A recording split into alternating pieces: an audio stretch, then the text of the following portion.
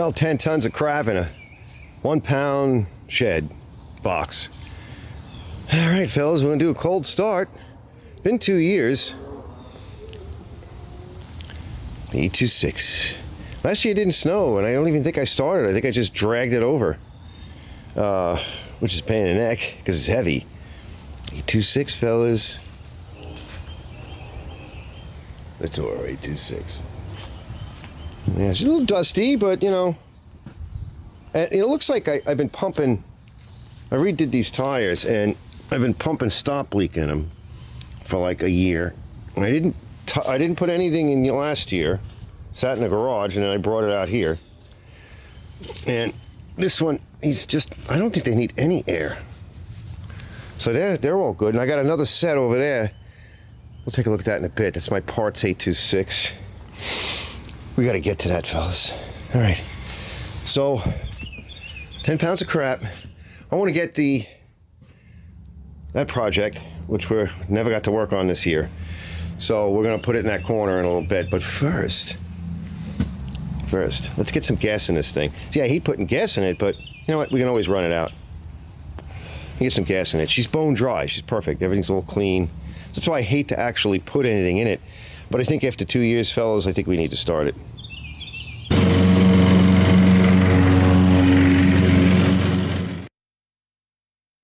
Fresh fuel, brand fresh. I put a little bit of two-stroke additive in it. Just a scotch. I always pour through a filter. Just in case. Drink it up. All right, let me put this away. I'll be right back. All right, we're not going to give it any help. Okay, we're just going to turn the key on, which I think is on. Although, I think the switch is backwards, honestly. I seem to remember that the switch might be backwards, so we might be pulling it a few times. I don't remember. I thought I wrote on it, but I don't think it's the correct switch. So I just gave it some choke. We got to turn the fuel on. Hold on, we got to give it a minute. So we're going to go to not quite full throttle on a handle. Oh, it's getting warm out here now. All right, let's see. If she doesn't kick, then I'll turn the switch off. I might have just left it to run, and then it shut itself off. So that might have been what I did. We're in neutral, and a couple of pulls, and we'll know.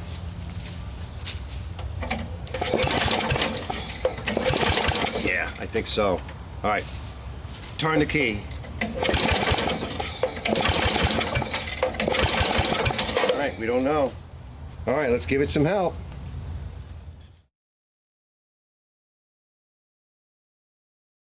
All right, since we're not sure what's going on with the switch, remember this, I don't think there's any safeties on this, although I believe I have all the safeties now, all the different safeties that are available.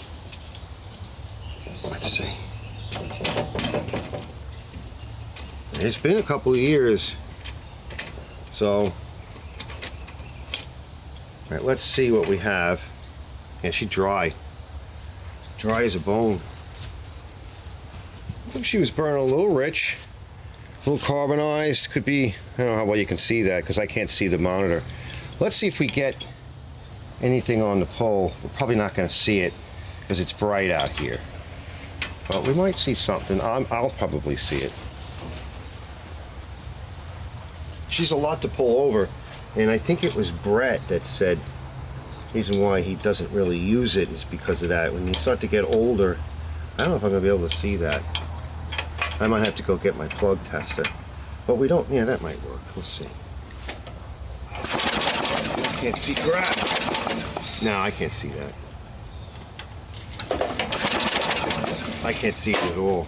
But what we'll do is see what kicks.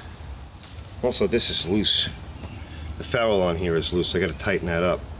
So I think what we'll do, let me clean that plug, right? And then we'll put some juice in here. In fact, I'm going to start off with a little bit of juice, and let's pull it over. There's plenty of compression, but that'll help loosen things up a little. Give it some lubricant,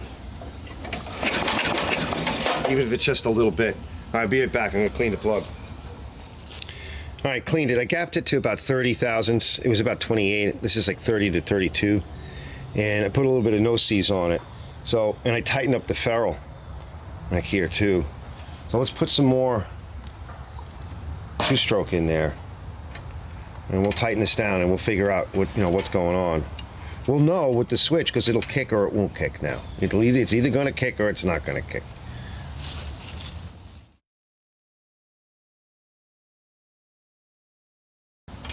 Not to mention, it's been sitting for a little bit, so that fuel should have filled up the carburetor bowl. All right, I'm going to put the switch to on, but I think that's actually off. All right, let's turn it to off. Wow. I don't know what's going on.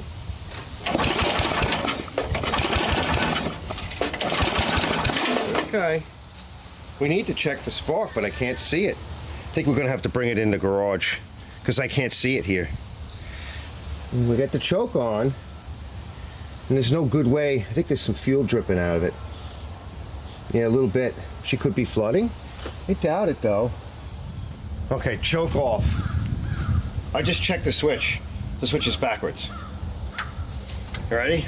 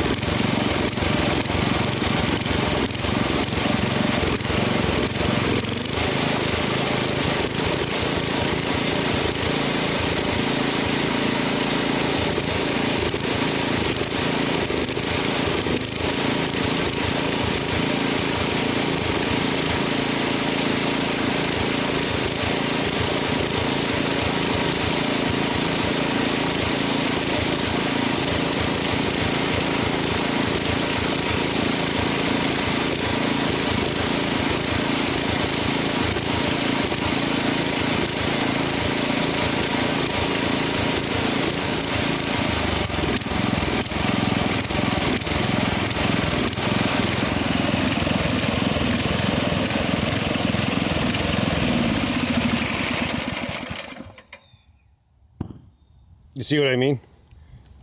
It says Arn Marche. Yeah, that's not right.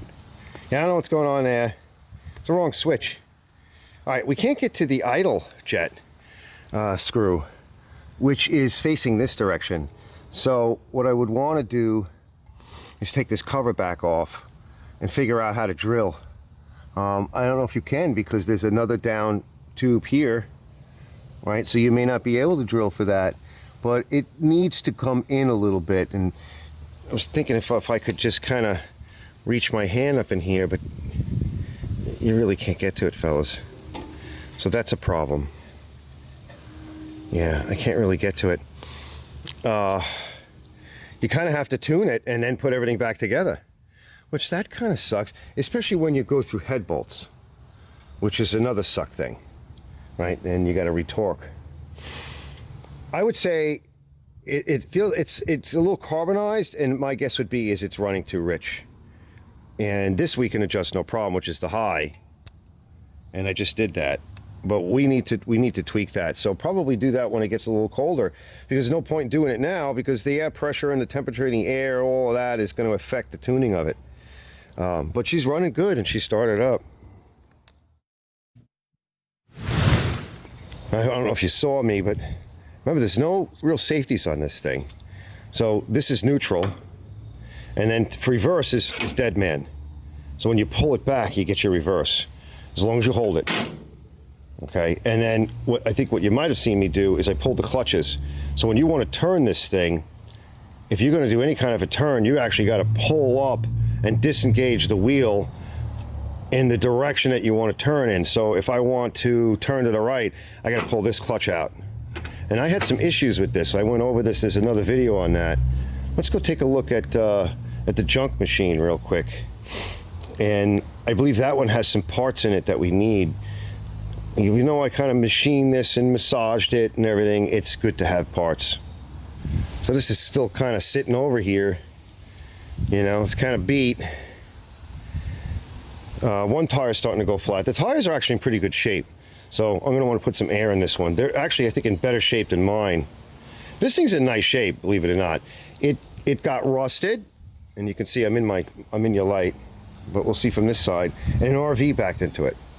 And that's how I have it. But there's a lot of good parts here, so we really need to kind of part this thing out. You can't really fix handlebars like this. It's too much. See, there's safeties in here. See this safety? We got one here. And then we got one here. Now, I think what we should do is take it apart and really map it out. Do a video on it. And that way, I don't care if it's popular or not. That way I have it. Right? And then part everything out. Actually, Wayne said to me, you know, you might want to just don't part it out, like make a full video on it, because a lot of people miss these machines. Up where he is in Canada, him and his son,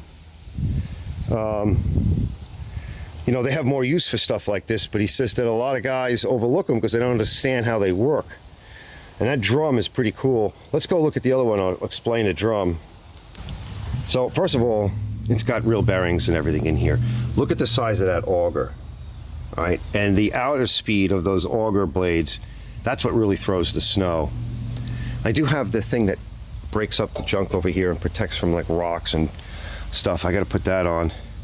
Now, basically what happens is, I want to show you down here, but it's in one of my videos. The scraper is down there, as you know, okay? And it's back out of the way.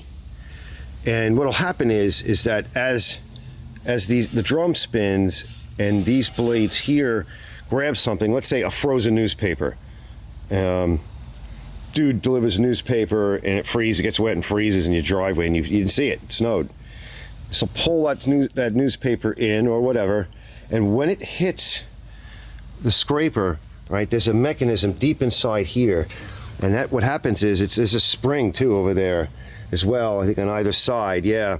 And so as it pulls in, that scraper gets pulled back and disengages the drum, right? And the drum starts spinning and it can't pull anything into the auger.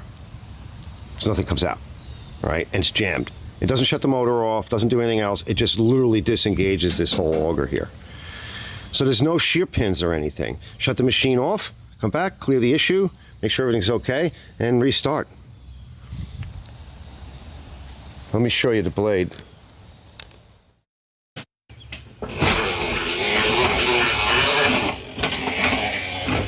Now, naturally, I can't show the whole mechanism. I try to stand out of the light. So you can see these holes here, and that's for adjustments and tightening, etc. I don't know the whole routine on that, but it's also so you can take it apart. I've already checked the fluid in here, and that should be good. It's got a little bit of a drip, tiny little bit. I like to put gear lube in. Let me see if I can get you to see that. No, you really can't. It's just a tiny bit.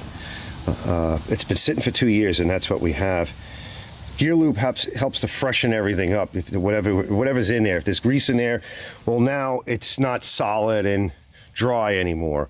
All right, so here is this thing here that pushes back, and you can just kind of little white grease or something in the corners here before you run it for the year, and that's what I'm going to do. So you see what happens is it grabs something and then pushes back, and then it disengages this whole mechanism here, so these drums stop spinning. It's just so nice.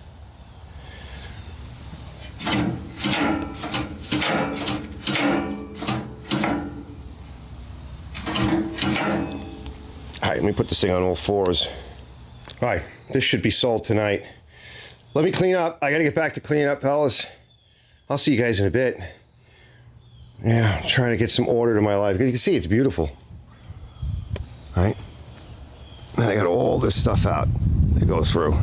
And I got Juan coming later on to do a delivery, also pick up some garbage. So that the scrap.